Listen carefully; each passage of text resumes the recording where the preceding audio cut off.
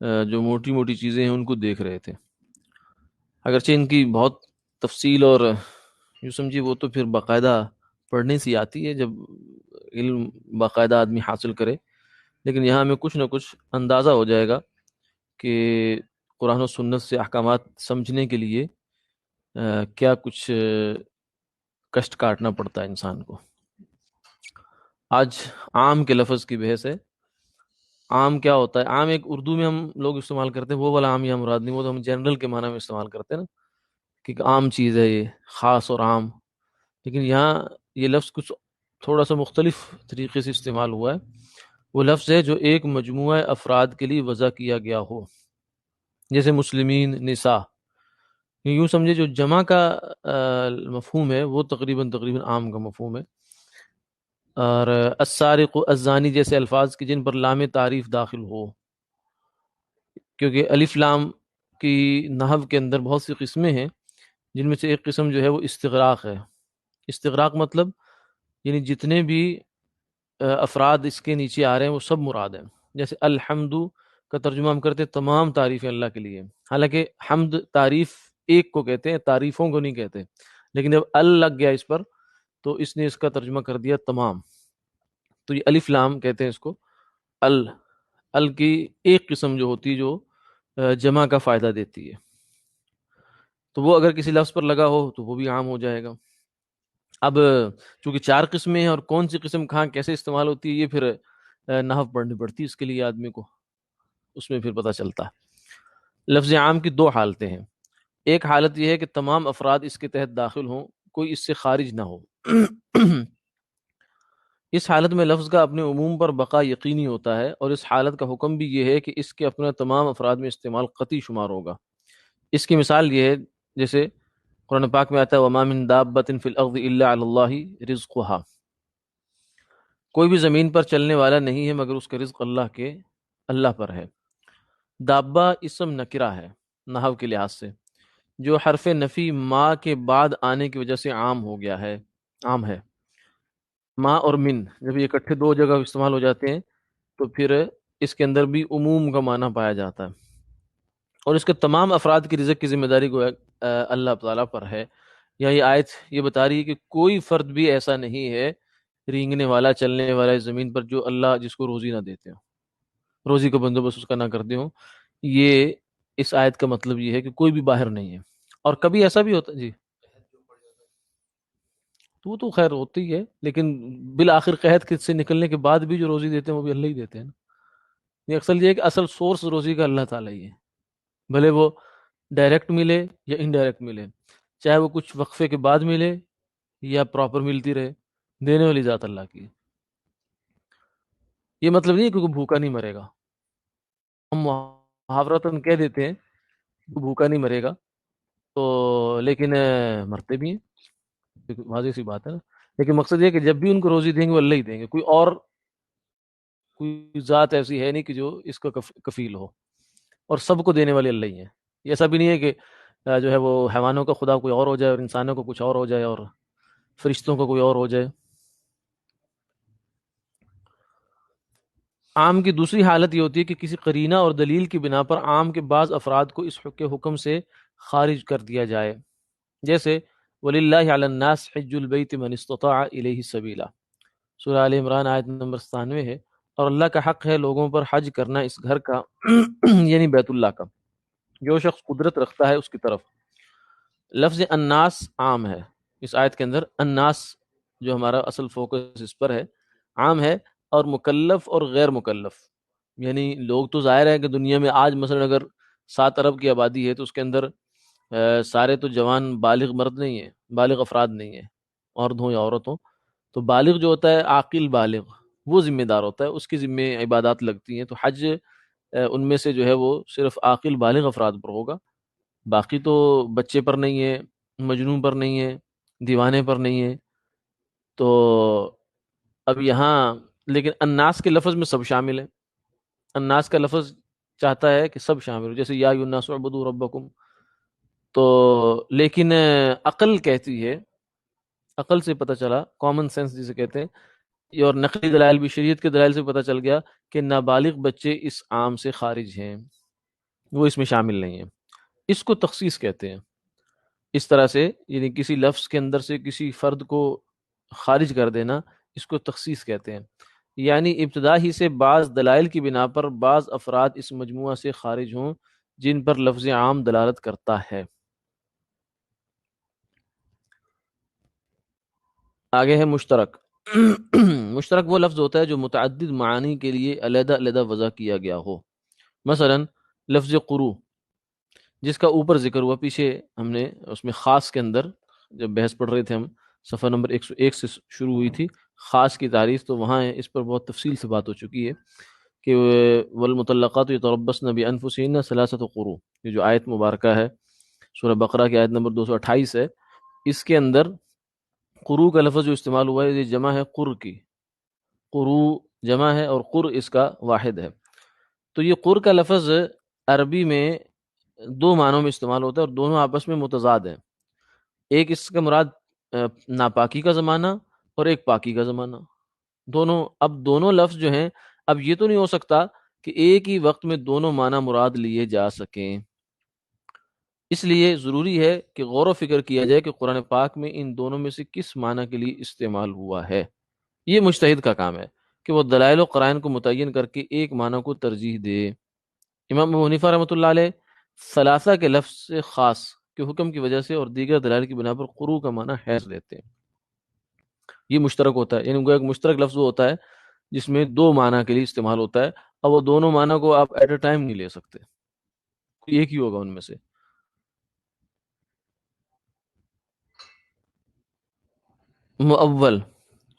مؤول جب لفظ مشترک کے ایک معنی کو مجتہد ترجیح دے دے، آگے آ رہا ہے، تو وہ لفظ اس معنی میں مؤول کے وجہ سے لغوی مطلب ہوتا ہے تعویل کیا ہوا، جس میں تعویل کر لی گئی ہو.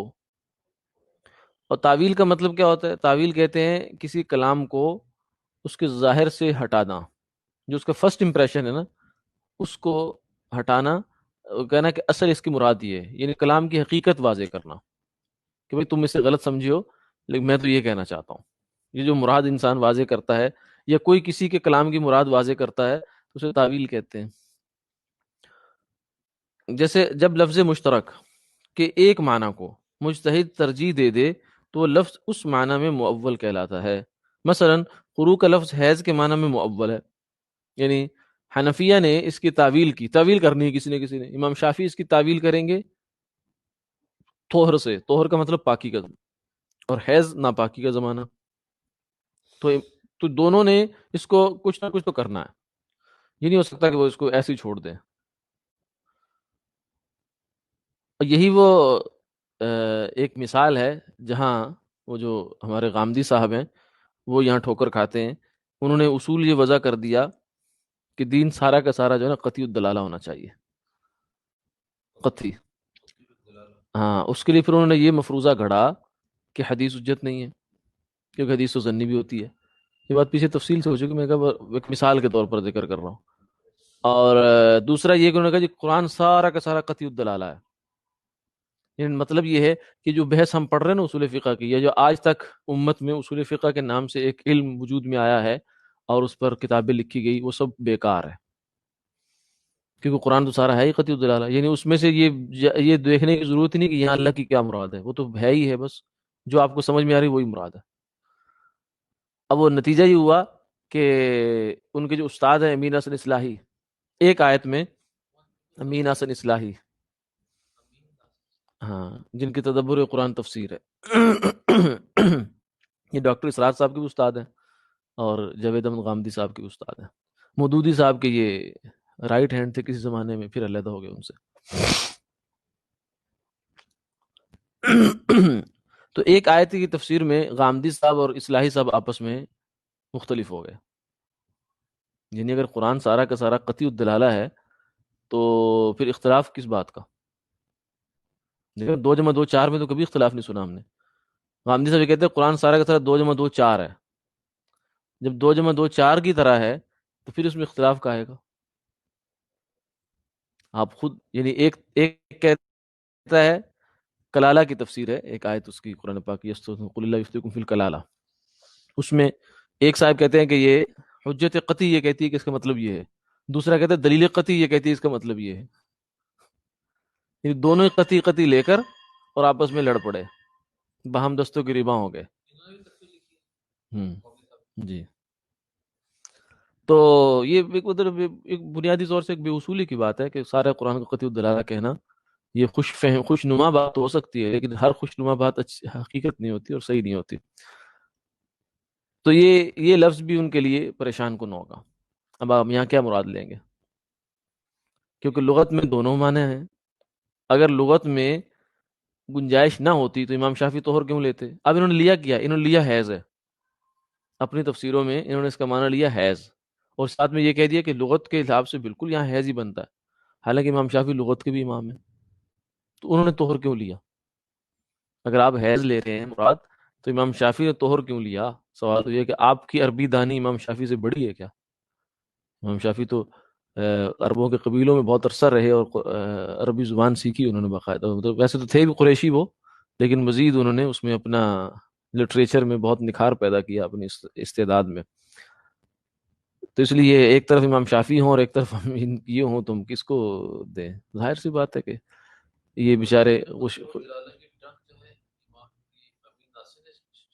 دونوں نے یہ سب ان کے اوپر ایک استاد ہے، اس کا نام ہے فراہی، حمید الدین فراہی صاحب، وہ علامہ شبلی نعمانی کے بھائی، خالہ زاد، غالباً خالہ زاد بھائی تھے، تو وہ انہوں نے اصل میں یہ کہانی شروع کی تھی۔ جی، پورا کا پورا قرآن جو ہے قطعی الدلالت ہے، یعنی اس میں کچھ آپ کو، مطلب یہ ہے کہ وہ 2 جمع 2 4 کی طرح، ہر آیت کا مفہوم 2 جمع 2 4 کی طرح ہے، اس میں کچھ اختلاف کی ضرورت نہیں ہے کہ آپ کہیں گے یہ عام ہے، اس میں یہ ہے وہ، یہ سب گویا کہ فضول باتیں، اس کی کوئی ضرورت ہی نہیں ہے، بس آپ قرآن کو سامنے رکھیں اور بس اس پہ غور کریں، آپ کو جو مطلب سمجھ میں آئے وہی اللہ کی مطلب ہے۔ اب آپ کو کوئی اور سمجھ آیا، امین رسول اصلاحی صاحب کو اور سمجھ میں آیا، تو اللہ کا مطلب کون سا ہے؟ یا اللہ نے دونوں ہی مطلب بیان کیے؟ تو پھر اگر دونوں ہی مطلب ہے تو پھر قطعی الدلالہ کیا ہوں؟ کیونکہ قطعی الدلالہ کا مطلب تو ایک ایک نتیجہ ہوگا، سنگل پوائنٹ ایجنڈا، اس میں دو نہیں ہوگی، 2 جمع 2 4، ایک ہی جواب آئے، آنسر 2 جمع 2 کا 4 ہی ہوتا ہے، 5 نہیں ہوتا یا 3 نہیں ہوتا۔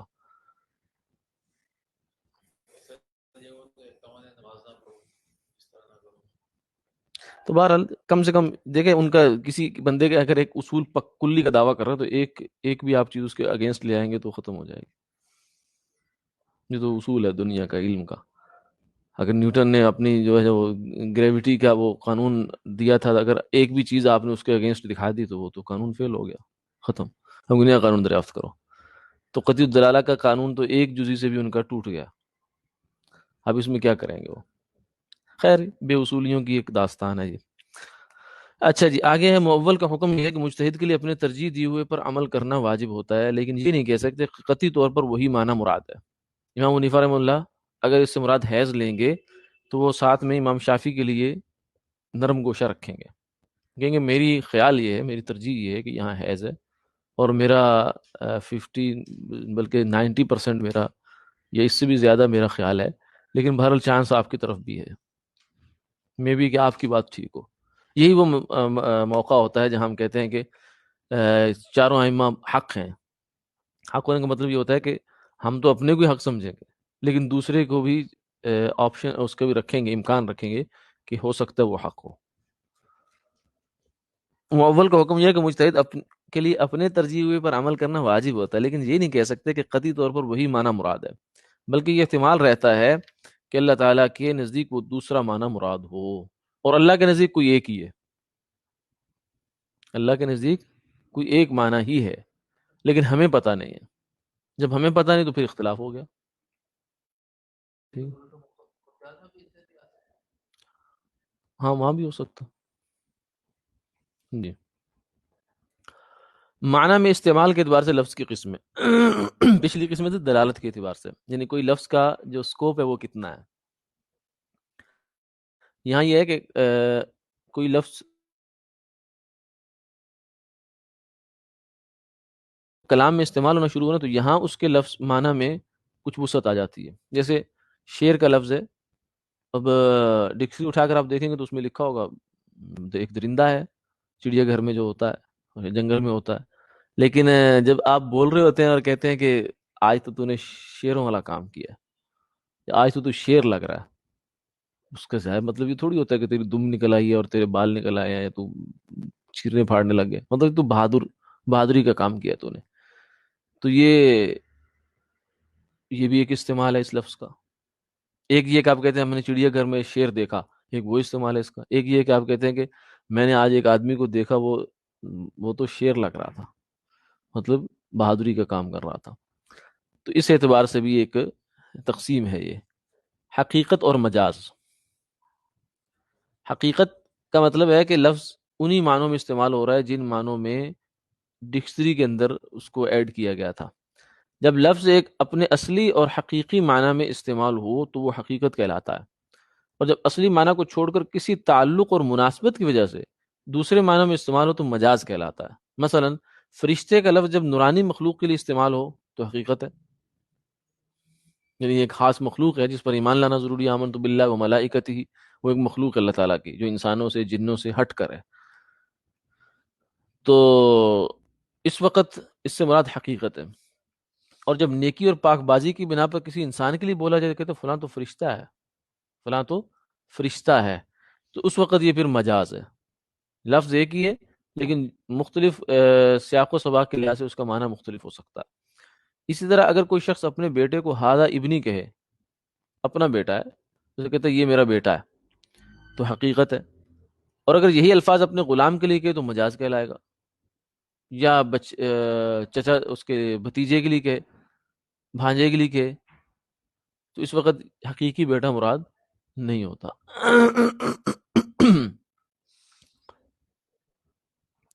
ایک ہی وقت میں ایک لفظ سے دو معنی، لفظ حقیقی اور مجازی دونوں مراد نہیں لیے جا سکتے. یعنی ایک وقت میں آپ بولیں کہ آپ کہیں کہ فلاں فرشتہ ہے، آپ کہیں کہ میری مراد یہ ہے کہ یہ نورانی مخلوق بھی ہے، اور میری مراد یہ ہے کہ یہ ہے انسان لیکن اس کے اندر صفتیں فرشتوں والی ہیں. بھئی اگر انسان ہے تو پھر نورانی مخلوق کیسے؟ اگر نورانی مخلوق ہے تو پھر انسان کیسے؟ تو ایک وقت میں دونوں چیزیں. یا آپ کہیں کہ میں فلاں کو، فلاں میرا بیٹا جو نا شیر ہے، تو اس کا مطلب یا تو یہی ہوگا کہ وہ بہادر ہے، یہی ہوگا کہ وہ چڑیا گھر کی مخلوق ہے. اب یہ دونوں تو نہیں ہو سکتے ایک وقت میں. ایک ہی وقت میں ایک لفظ سے حقیقی اور مجازی دونوں معنی مراد نہیں لیے جا سکتے.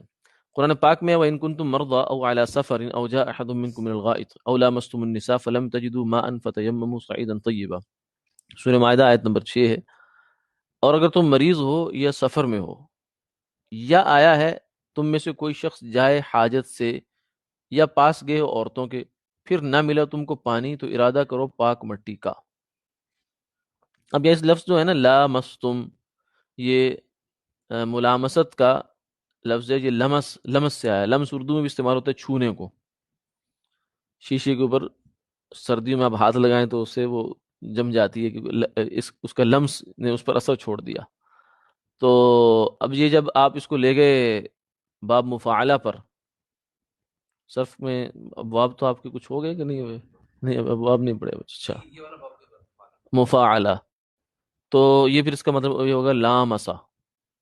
مجرد سے بنے گا لامسا، اور مزید میں چلا جائے گا تو اس کے کہیں گے لامسا. تو اس کو ملامست بھی کہتے ہیں. بہت سے اردو میں الفاظ استعمال ہوتے ہیں جیسے مزاربت، مشارکت، مناسبت، مشابہت، یہ سب باب مفعلہ ہے. اردو میں یہ لمبی تے بن گئی اس کی، ورنہ یہ گول تے ہے اصل میں عربی کے لحاظ سے اگر جائیں تو. ملامستن، ہاں. اور ملامست تو جیسے ہم لکھتے ہیں مباشرت، مناسبت. ملامست کا حقیقی معنی ہاتھ سے چھونا ہے، اور مجازی معنی جمع کے ہیں. اس آیت میں لامستم سے بالاتفاق مجازی معنی یعنی جمع مراد ہے. تو اب اسی آیت میں اس لفظ اس کا حقیقی معنی یعنی ماز ہاتھ سے چھونا مراد نہیں لیا جا سکتا. نہیں ہم یہ کہیں کہ نہیں وہی دونوں ہی ہیں، یعنی چاہے مرد عورت ایک دوسرے کو ہاتھ لگائیں جب بھی ان کو جو ہے وضو کرنا پڑے گا، یا اگر حق زوجیت کی ادائیگی کرے جب بھی ان کو غسل وضو کرنا پڑے گا، تو یہ نہیں، یہ ایک ہی ہو سکتا ہے ان میں سے. تو حنفیہ نے اس میں سے وہی مراد لیا حق زوجیت کی ادائیگی. محض ہاتھ لگانے سے وضو نہیں ٹوٹتا. جی نہیں، دوسرے نہیں کرتے. جی جی ہے. اسی طرح اپنے صلب سے پیدا ہونے والوں پر اولاد کا استعمال حقیقی ہے، اور اولاد کی اولاد پر اولاد کے لفظ کا استعمال مجازی ہے. بیٹا، اپنا حقیقی بیٹا تو بیٹا ہے، لیکن پوتا جو ہے وہ بیٹا تو ہے لیکن حقیقی بیٹا نہیں ہے، وہ بیٹے کا بیٹا ہے.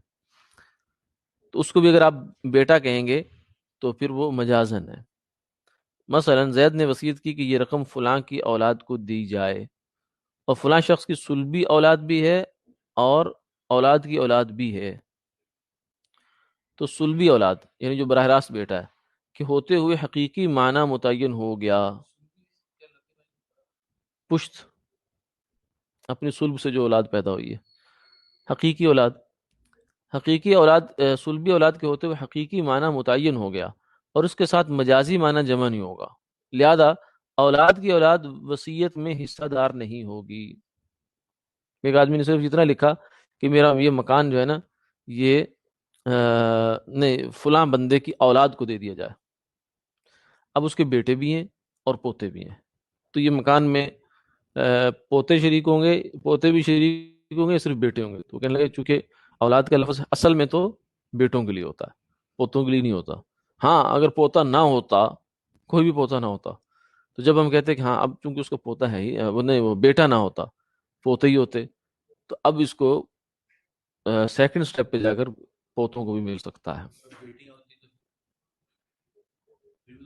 خیر یہ یہاں مسئلہ تو مجھے بھی اب پورے ذہن میں نہیں ہے کہ اس کی تفصیلات کیا ہیں، یا تم صرف ایک مثال سمجھ رہے ہیں اس کی کہ یہ لفظ حقیقت اور مجاز کا استعمال ایسے، یہ پریکٹیکل آپ کو کر کے دکھا رہے ہیں کہ یہ فقہ میں آگے ایسے اثر انداز ہوتی ہے یہ چیز مسائل پر بھی. یعنی مفتی جب کوئی مسئلہ لکھنے بیٹھتا ہے یا بتاتا ہے آپ کو فقی، تو یہ نہیں ہوتا کہ بس وہ مراقبہ کرتا ہے یا وہ خواب میں دیکھتا ہے اور وہ مسئلہ بتا دیتا ہے. اس کو پیچھے پورا میکینزم ہوتا ہے، پروسیس سے گزرنا پڑتا ہے کہ یہ اس آیت سے نکلا، اس حدیث سے نکلا، پھر اس اصول کے تحت نکلا، پھر اس لفظ کے اندر یہ ہے، پھر یہ ہے. یہ پھر ان کا اپنا آرگومنٹ ہوتا ہے آپس میں. اس لیے بسا اوقات ہم مسائل پوچھتے ہیں دارالفتاح سے تو وہ مہینہ لگ جاتا ہے، 2 مہینے لگ جاتے ہیں، لیکن جب ہم جواب دیکھتے 2 سطریں، ہم کہتے ہیں کہ یہ 2 سطر کا جواب کے لیے مہینہ لگانے کی کیا ضرورت ہے. اس لیے ہمیں سوال آتا ہے. تو وہ چونکہ پورا جس پروسیس سے وہ لوگ گزرے ہیں وہ تو اس کے ساتھ نہیں ہے، تو ہمارے سامنے تو صرف 2 سطریں ہی ہیں نا، اس وجہ سے ایسا ہوتا ہے. اچھا جی آگے، مجاز کی حقیقت سے نیابت کس اعتبار سے ہے؟ چونکہ کہتے ہیں مجاز جو ہے نا یہ حقیقت کا نائب اور قائم مقام ہوتا ہے. یعنی جب حقیقت نہیں مراد لی جا سکتی، جیسے تیمم جو سمجھے کہ وضو حقیقت ہے، تیمم اس کا مجاز ہے، قائم مقام ہے. تو جب تک وضو ہو سکتا ہے پھر تیمم نہیں ہو سکے گا، جب وضو نہیں ہو سکے گا پھر تیمم ہوگا، اور جو ہی پانی آئے گا تیمم برخاست ہو جائے گا. یعنی وضو کرنے کی استعداد پیدا ہو گئی، وضو ممکن ہو گیا، تو اب تیمم بھاگ جائے گا. چونکہ مجاز حقیقت کا نائب اور قائم مقام ہوتا ہے. قائم مقام وزیر اعظم جبھی تک ہے جب تک وزیر اعظم نہیں ہے، جب وزیر اعظم آیا تو پھر قائم مقام کی کوئی حیثیت نہیں. چونکہ مجاز حقیقت کا نائب اور قائم مقام ہوتا ہے، لہذا اب دیکھنا یہ ہے کہ مجاز کی حقیقت سے نیابت کتنے اعتبار سے ہے. یا تو تکلم کے اعتبار سے ہے، یعنی کلام محض عربیت کے اعتبار سے صحیح ہو اور حقیقی معنی مراد نہ لیا جا سکتا ہو تو مجازی معنی کو اختیار کریں گے. مثلا ایک شخص اپنے سے بڑی عمر کے اپنے غلام، یہ غلام ہوتے تھے اب تو خیر نہیں ہے اس لیے ہمیں شاید مسئلہ سمجھنے میں دشواری ہو، لیکن جو ہم آپ تھوڑا ماضی میں جائیں گے تو غلام ہوتے تھے. جب جنگیں ہوتی تھی اس میں قیدی پکڑے جاتے تھے تو ان قیدیوں کو ایک صورت یہ ہوتی تھی کہ قتل کر دو، دوسری صورت یہ ہوتی تھی کہ ان کو جیلوں میں ڈال دو، جیسے امریکہ نے ڈالی کیوبا میں اندر قیدیوں کو، اور ان کو بیچارے وہیں پہ نفسیاتی مریض ہو جائیں اور گلتے سڑتے رہیں. اور تیسری صورت یہ ہوتی تھی کہ ان کو واپس کر دو. تو واپس کرنا ہے تو پھر جنگ کرنے کی کیا ضرورت تھی؟ قیدی اگر آپ نے واپس ہی کرنے تو ان کی قوت تو آپ نے دوبارہ اسی طرح سے بحال کر دی. تو اس لیے تیسری جو ہے وہ صورت، یہ چوتھی صورت یہ تھی کہ ان کو اپنے ماتحت کر لو، لیکن آزاد، یعنی ان کو پارشل جو ہے نا وہ فریڈم دے دو، آزادی دے دو، اور جزوی طور سے ان کو قید رکھو. یہ غلامی ہوتی تھی. تو یہ غلام جو ہوتے تھے پھر مختلف وجوہات سے آزاد بھی ہو جاتا تھا. اس میں سے ایک مسئلہ یہ بھی ہے کہ ایک آدمی ہے، اس کا اپنی عمر ہے 20 سال، اور اس کا جو غلام ہے اس کی عمر ہے 25 سال. مثلا، تو جس کے بارے میں معلوم ہے کہ فلاں شخص اس کا باپ ہے، فرمایا وہ کہتا ہے آدمی کو آقا آقا کہتے تھے، مالک یا آقا کہتے تھے، اس نے کہا ہاذا ابنی، یہ میرا بیٹا ہے، یہ میرا بیٹا ہے۔ اب عربی کے لحاظ سے، یعنی گرامر کے اعتبار سے یہ کلام ٹھیک ہے، ہاذا مبتدا، ابنی خبر، کوئی ایشو نہیں ہے اس کے اندر۔ یعنی آپ کو کہا جائے کہ نحو کے لحاظ سے ہاذا ابنی کا جملہ ٹھیک ہے، آپ کہیں گے جی بالکل ٹھیک ہے، اور اس میں کوئی لغوی غلطی نہیں ہے۔ البتہ اس کا حکم کسی طور بھی ثابت نہیں ہو سکتا، یعنی اس کلام کا مطلب کیا ہے، اس کو جب آپ امپلیمنٹیشن اس کے کرنے جائیں گے تو وہ تو نہیں بنتا بھائی، لفظ ٹھیک ہے لیکن اس کی مطلب ٹھیک نہیں ہے۔ کیوں؟ اس لیے کہ بڑی عمر کا شخص اپنا بیٹا نہیں ہو سکتا۔ امام حنیفہ رحمہ اللہ فرماتے ہیں کہ جب حقیقی معنی مراد نہیں ہے، کیونکہ غلام کا نسب معلوم ہوتا ہے اور ویسے بھی اپنے سے بڑی عمر کا ہے، اس لیے مجازی معنی مراد ہوگا، جو کہ یہ ہے کہ یہ آزاد ہے۔ ٹھیک ہے؟ کیوں؟ یہاں ایک اور چیز ایڈ کریں گے پھر مسئلہ سمجھ میں آئے گا، کہ آدمی اپنے ذی رحم محرم کا مالک نہیں بن سکتا، یعنی وہ خونی رشتہ دار جن کے ساتھ نکاح حرام ہوتا ہے، ٹھیک ہے، ان کا مالک نہیں بن سکتا۔ باپ بیٹے کا نہیں بن سکتا، بیٹا باپ کا نہیں بن سکتا۔ یعنی جنگ میں فرض کیا غلام بن کے آ گیا باپ، اب وہ دے دیا اس کے بیٹے کو، بادشاہ نے یا خلیفہ نے، تو وہ جو ہی اس کی ملکیت میں آیا وہ آزاد ہو گیا آٹومیٹک۔ جی، اور بیٹا باپ کا غلام نہیں ہو سکتا، ماں بیٹے کی غلام نہیں ہو سکتی، بیٹا ماں کا غلام نہیں ہو سکتا، ٹھیک ہے۔ مم ملک ذی رحم محرم، بہن بھائی کی، بھائی بھائی کا، یہ غلام نہیں ہو سکتے ایک دوسرے کے۔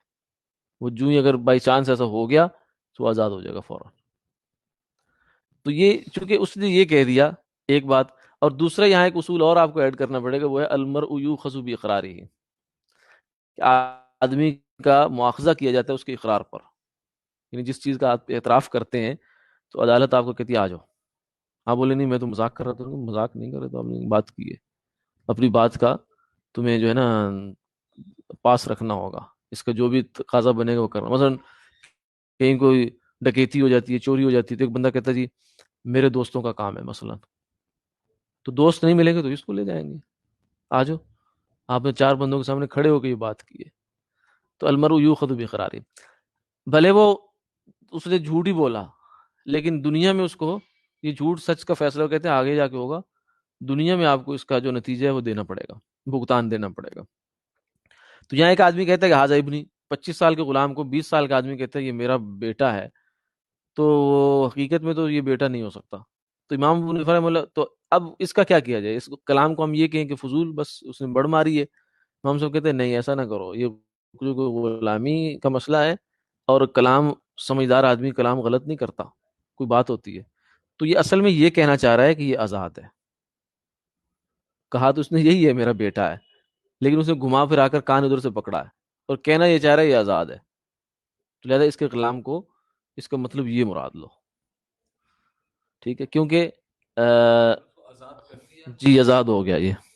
امام ابو حنیفہ رحمہ اللہ فرماتے ہیں کہ جب حقیقی معنی مراد نہیں ہے، کیونکہ غلام کا نسب معلوم ہے اور ویسے بھی اپنے سے بڑی عمر کا ہے، اس لیے مجازی معنی مراد ہوگا، جو یہ ہے کہ یہ آزاد ہے۔ امام ابو حنیفہ رحمہ اللہ نے صرف عربیت کے اعتبار سے کلام کے صحیح ہونے کا اعتبار کرتے ہیں، اس کے حکم یعنی حقیقی معنی کے اعتبار سے کسی طور سے صحیح ہونے کا اعتبار نہیں کرتے۔ اور اگلا ہے حکم کے اعتبار سے بھی، یعنی صاحبین یہ کہتے ہیں، امام صاحب کے دونوں شاگرد ہیں، امام ابو یوسف اور امام محمد، ان کو فقہ کی کتابوں میں صاحبین کا لفظ کہتے ہیں، اور ان میں سے جب ایک امام صاحب کے ساتھ ہوں تو جب ان دو کی جو جوڑی ہے اس کا نام الگ ہے، اگر امام یوسف چونکہ عمر میں بڑے تھے، وہ اور امام حنیفہ ایک طرف، امام محمد ایک طرف، تو اس وقت ان کو کہتے ہیں شیخین، کیونکہ دو بڑے ہیں، شیخ بڑے کو کہتے ہیں۔ اور اگر امام ابو حنیفہ اور امام محمد ایک طرف ہو جائے، امام یوسف ایک طرف ہو جائیں، تو ان کو کہتے ہیں طرفین۔ مجھے اس کی وجہ تو شاید کوئی ہو سکتا ہو، لیکن یہ ہے کہ اصطلاح یہی ہے، صاحبین اور طرفین، یہ تین سیٹ بن جاتے ہیں ان کی اختلافات کے۔ جی، تو اس مسئلے میں صاحبین یہ کہتے ہیں کہ جب یعنی جب، یا حکم کے اعتبار سے ہے، یعنی جب عربیت کے علاوہ اس کا حکم یعنی حقیقی معنی بھی کسی طور سے صحیح بن سکتا ہو لیکن مراد نہ ہو، صرف اس وقت اس کا مجازی معنی اس کے قائم مقام ہوگا۔ یہ امام ابو یوسف امام محمد رحمہ اللہ کا قول ہے۔ چنانچہ اس اوپر والی مثال میں چونکہ حکم کسی طور بھی صحیح نہیں ہو سکتا، وہ کہتے ہیں کہ یہ اس کا بیٹا ہونا ممکن ہی نہیں کسی طرح بھی، کیونکہ اپنے سے بڑی عمر کا آدمی اپنا بیٹا ہو ہی نہیں سکتا، اس لیے مجازی معنی نہ لیں گے بلکہ کلام کو لغو قرار دے دیں گے، ہم کہیں گے اس نے فضول بات کی، بس چھوڑو اس کو، افوات ہے یہ۔ البتہ اگر چھوٹی عمر کے غلام کو، یعنی جس کا اس کے بیٹا ہونے کا چانس ہے، مثلا 10 سال کا بچہ ہے، غلام ہے، اور یہ ہے 30 سال کا، تو اس کا بیٹا تو ہو سکتا ہے، جس کا نسب کسی معلوم شخص سے ثابت ہو، مالک نے کہا ہادہ ابنی، یہ میرا بیٹا ہے، اور اس کی عمر ایسی ہے کہ اس کا نسب ثابت نہ ہوتا تو یہ مالک کا لڑکا ہو سکتا تھا، تو اس صورت میں مجازی معنی یعنی یہ آزاد ہے مراد لیا جائے گا۔ امام حنیفہ رحمہ اللہ کے نزدیک دونوں مثالوں میں غلام آزاد ہو جائے گا، جبکہ امام یوسف اور امام محمد کے نزدیک پہلی مثال میں غلام آزاد نہیں ہوگا، البتہ دوسری مثال میں غلام آزاد ہو جائے گا۔ وآخر دعوانا الحمدللہ رب العالمین۔ السلام علیکم۔